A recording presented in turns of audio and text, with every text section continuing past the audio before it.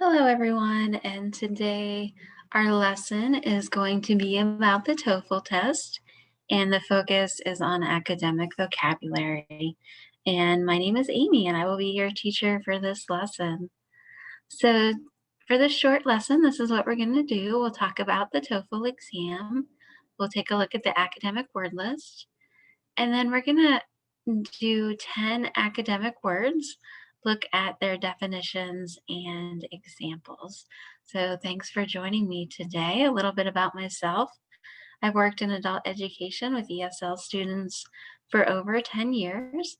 I love working with students and helping them achieve their language goals. And I do have a cat named Spunky. So I always say, beware, you might hear her on the recording. She's upstairs sleeping right now, but you never know when she's going to pop in. But thank you for joining me today.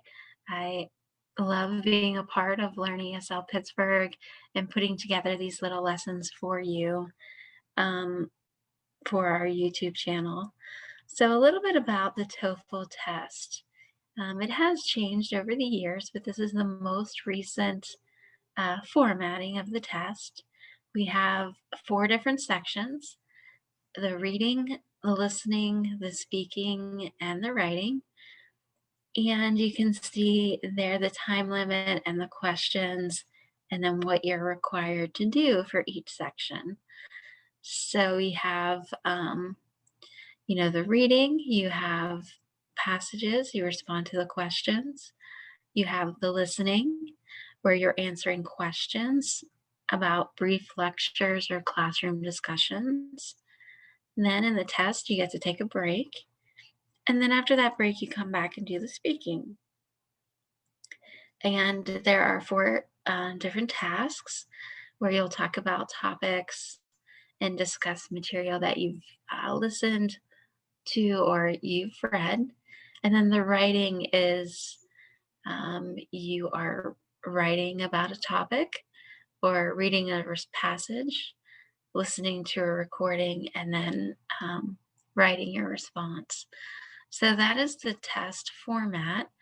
For those of you that don't know a whole lot about the TOEFL test, it is a test for ESL students to determine whether or not they're going to be successful in an academic setting. So universities use the test. Every university program sets their own required TOEFL score. And it's really just to make sure their student is ready for the academic program that they're entering. Some academic programs are a lot harder than others, and they want the students to be successful.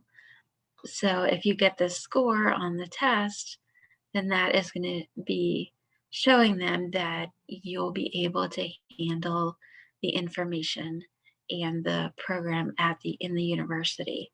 So that's just a little bit of an overview of the TOEFL test format.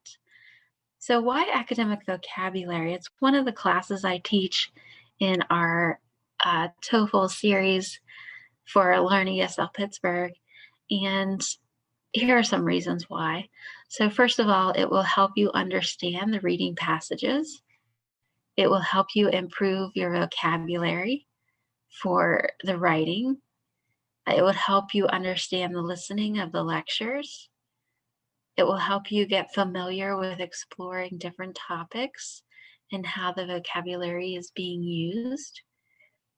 And the key thing I always say here when I teach the class is make sure you focus on developing your English skills and not just focusing on a test score. So as you take classes with Learn ESL Pittsburgh, even if it's not a TOEFL class, it could be a grammar class. As you develop your English skills, then that TOEFL score is going to show that. It'll come out in the writing. It'll help, with the reading to understand. So academic vocabulary is very important. I would say it's the first step when you are studying for the TOEFL exam. So a little bit about the academic word list. So it was developed by Avril Coxon at the School of Linguistics and Applied Language Studies at Victoria University in New Zealand. And the list contains 570 word families, which are selected because they appear with great frequency in a broad range of academic texts. If you want more information, you can Google academic word list, Abigail Cox said, and you can get the whole list and how the list came out. And so the words on the list were chosen because of their use in academic topics. And the list does not include words that are in the most frequent 2,000 words of English, which is known as the general service list. And so the academic word list is very specific to academic context. So usually when ESL students start learning English, they're learning the general words, right? Basic conversation, talking with teachers, talking with your neighbor, going shopping, so those are the basic English that you start to learn. These words are not necessarily used in everyday language. So if you plan to go to the university, these are some of the words that you do need to study and learn. It will help you, like I said, it'll help you with the TOEFL test, but it will help you with any academic studies that you plan to do in English. So what we're going to do, we're going to take a look at 10 words and their definitions, and these words are all on the academic word list. So again, just a quick lesson on some academic words. So we have 5 here on the screen. Number 1 is priority. Number 2 is strategies. Number 3, crucial. Number 4, publication. And number 5, summary. So the first thing you want to focus on is the pronunciation, right? So let's just say those again. So we have priority, strategies, crucial, publication, and summary. So the next part we're going to look at their definitions. So I have them up here. So priority means most important. Strategies are different types of techniques. Crucial means that very essential. Publication could be something to read, and summary is a short version. So we have 5 words and we have their definitions listed there.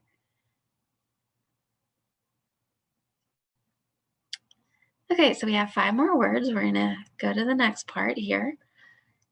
We have number 6 is comprehension. Number 7, illustrated. Number 8, bias. Number 9, thesis. And number 10, conference. So again, pronunciation. So comprehension, illustrated, bias, thesis, and conference. And so I'm going to bring up the definitions. So for comprehension, that means understanding something. Illustrated, explain maybe by using examples such as pictures, graphs, charts. Bias, a preference that can inhibit fair judgment. Thesis is a report that presents an original point of view from research. And then a conference, a formal meeting for a discussion.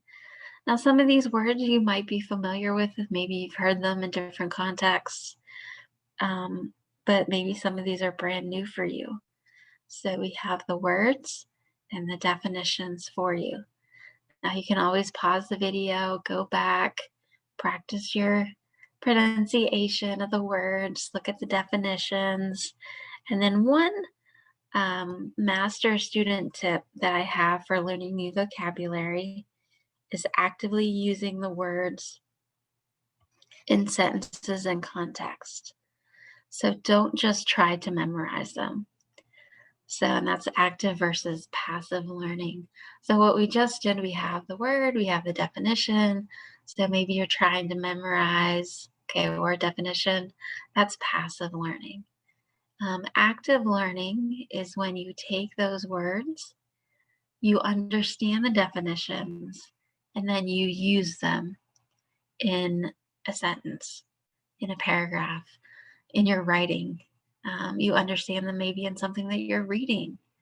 So it's you want to actively use the word. So the next part is a paragraph where all of the 10 words that we looked at are being used. So vocabulary in action. And they're in bold. There are 10 words are in bold. So let's just read this together. So learning academic English vocabulary should be a priority if you plan to attend the university.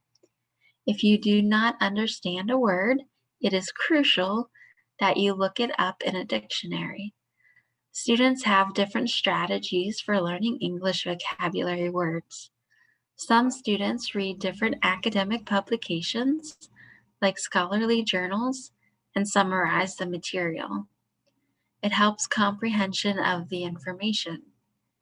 In academic research, bias can be a huge obstacle for researchers as they prepare their theses. And a conference that was held at the local university had a presentation which illustrated this concept.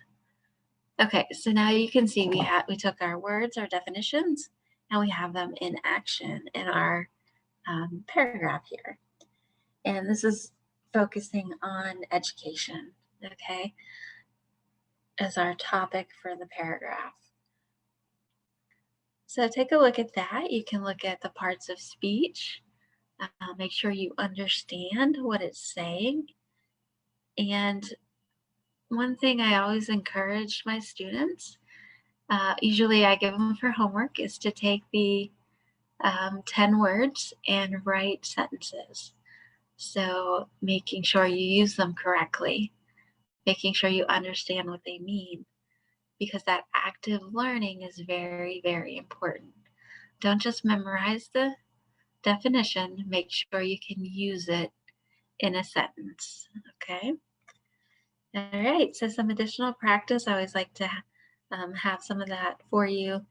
And you can click on the link below in the comments section, and there's a practice worksheet that you can pull up and practice the 10 vocabulary words that we looked at today. Okay, so if you want to register for our live ESL classes, you can always send us an email at learneslpittsburgh@gmail.com. I have a whole academic vocabulary class.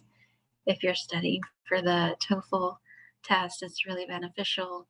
There's 6 different chapters and topics, and by the time you're done, you learn about 200 academic words. There's about 25 words for each chapter. So you learn parts of speech and you learn how to use it, and we study an interesting topic. So it's a really good class. If you're interested in that, let me know. You can send me an email. You can visit our website there, learneslpittsburgh.com, for some more information. And at the top of that, if you click on TOEFL classes, you will see the classes that are available and the ones that are coming up. And then you could always visit our Facebook page to contact us and get to know what's going on with Learn ESL Pittsburgh. We would love to hear from you. Send us a message, send us an email. You can comment below what you thought about the video and share it with a friend. And you can subscribe to our YouTube channel by clicking that subscribe button at the top and getting notifications when new lessons are posted. Okay? All right, guys, until next time, keep practicing your English.